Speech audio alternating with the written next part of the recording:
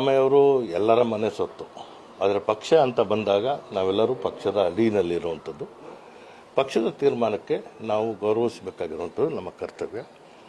ಎರಡನೇದಾಗಿ ನಾನು ಕಾಂಗ್ರೆಸ್ನ ಒಲಿಸ್ಕೊಂಡು ಮಾತಾಡುವಂಥದ್ದಲ್ಲ.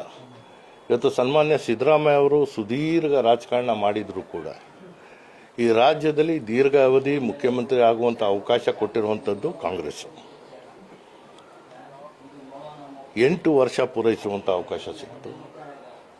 ಹಿಂದುಳಿದ ವರ್ಗಗಳ ನೇತಾರರಾದಂತಹ ಡಿ ದೇವರಾಜರವರ ಆ ಅವಧಿಯನ್ನು ಮೀರಿ ಅವರು ಸೇವೆ ಸಲ್ಲಿಸುವಂಥ ಅವಕಾಶ ಕಾಂಗ್ರೆಸ್ ಕೊಟ್ಟಿದೆ. ಹಾಗಾಗಿ ಕಾಂಗ್ರೆಸ್ ಪಕ್ಷದಲ್ಲಿ ಸಿದ್ದರಾಮಯ್ಯ ಅವರಿಗೆ ಆ ಗೌರವ ಮತ್ತು ಸ್ಥಾನಮಾನಗಳು ಸದಾ ಇದ್ದೇ ಇರುತ್ತೆ. ಅವರು ನಾಯಕರೇ, ಅವರ ಬೇರೆ ಯಾವುದೇ ರೀತಿಯಲ್ಲಿ ನಾವು ಇದಲ್ಲ. ಅಧಿಕಾರ ಯಾರಿಗೂ ಶಾಶ್ವತ ಅಲ್ಲ. ಜೊತೆಗೆ ಅಧಿಕಾರದ ಹಂಚಿಕೆ ಮಾಡುವಂಥ ಸೂತ್ರ ನಮ್ಮ ಯಾರ ಮುಂದೆನೂ ಮಾತಾಡಿರಲಿಲ್ಲ. ಅದು ಎಲ್ಲಿ ಮಾತಾಡಿದ್ರು, ಏನಾಯಿತು, ಯಾವುದರ ಹಿನ್ನೆಲೆಯಲ್ಲಿ ಏನಿದೆ ಅಂತ ಯಾರಿಗೂ ಗೊತ್ತಿಲ್ಲ. ಈಗ ಸತ್ಯ ಸಂಗತಿಗಳು ಹೊರಗೆ ಬರ್ತಾ ಇದೆ.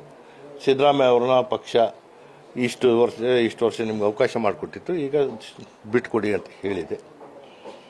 ನಾಳೆ ಶಾಸಕಾಂಗ ಪಕ್ಷದ ಸಭೆ ಆಗುತ್ತೆ.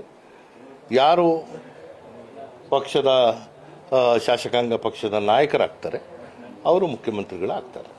ಜೊತೆಗೆ ಸಿಎಂ ಜೊತೆಗೆ 4 ಜನ ಡಿಸಿಎಂ ಅನ್ನುವಂತ ಮಾಹಿತಿ ಇದೆ. ಆ ಮಾಹಿತಿ ಏನಾದರೂ ನಿಮ್ಗೆ ಇದೆಯಾ? ಯಾವ ಮಾಹಿತಿನೂ ಇಲ್ಲ. ಆಗುವಂಥದ್ದು ನಿಮ್ಮ ಮುಂದೆ ಆಗುತ್ತೆ, ಮುಚ್ಚುಮರಿ ಏನೂ ಆಗಲ್ಲ.